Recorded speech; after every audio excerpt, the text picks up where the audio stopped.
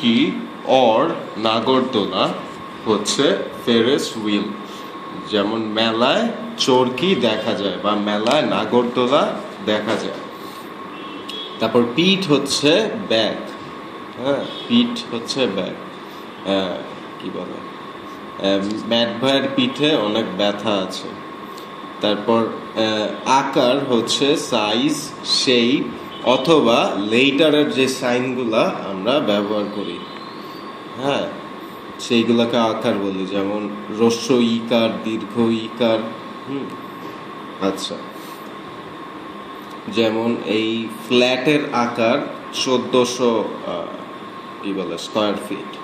আচ্ছা, তারপর লড়াই করা হচ্ছে টু ফাইট। যেমন আমার দাদু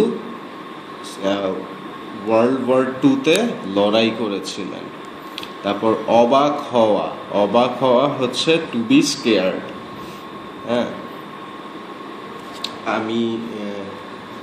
আমি বাংলাদেশের ক্লাইমেট দেখে অনেক অবাক হয়েছি, কারণ